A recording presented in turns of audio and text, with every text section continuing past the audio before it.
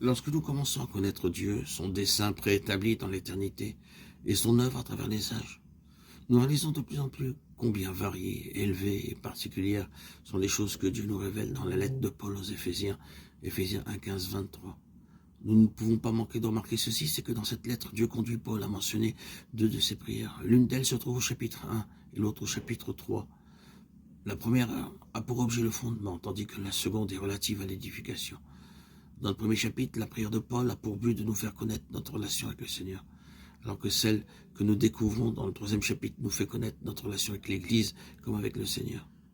Nous ne voulons pas pour l'instant fixer notre attention que sur la prière que nous trouvons dans le premier chapitre des Éphésiens, 1, 15, 23. Paul commence sa prière par ces mots: que le Dieu de notre Seigneur, Jésus-Christ, le Père de gloire, vous donne un esprit de sagesse et de révélation. Pourquoi désire-t-il si ardemment que les croyants d'Éphèse aient l'esprit de sagesse et de révélation? C'est tout simplement afin qu'ils puissent se saisir des trois choses qui suivent. Sa connaissance, c'est connaître Dieu lui-même, qu'il sache quelle est l'espérance de son appel, quelle est la richesse de la gloire de son héritage dans les saints. Ceci se rapporte au plan éternel de Dieu et à son accomplissement. L'appel de Dieu pour nous a pour but de faire de nous ses fils, et ses fils sont son héritage.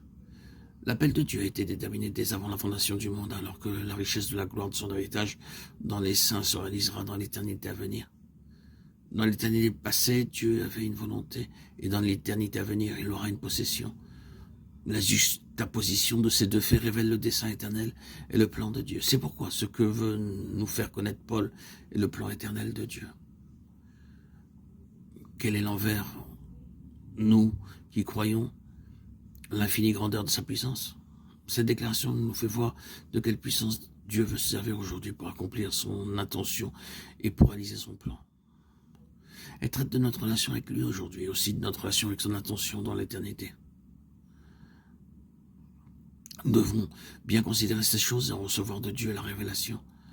Nous avons vu que Paul demande à Dieu de nous accorder l'esprit de sagesse et de révélation afin de connaître plusieurs choses. Et la première d'entre elles, c'est sa connaissance, c'est-à-dire que nous connaissions Dieu. Combien il est merveilleux que nous puissions vraiment connaître le Dieu de l'univers.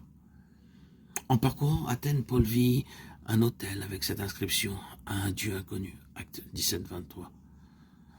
Le concept des Athéniens en ce temps-là était que nul ne pouvait en définitive connaître Dieu. On ne pouvait pas le connaître de manière rationnelle. Même avec leurs nombreuses philosophies, ils ne pouvaient toujours pas saisir ce qu'était Dieu. Les Athéniens avaient leurs idées et leurs propres théories. Cependant, ils n'avaient pas le moyen de connaître le vrai Dieu. Leur situation n'était pas différente de celle des gens d'aujourd'hui, qui peuvent déclarer qu'il y a un Dieu sans toutefois vraiment le connaître.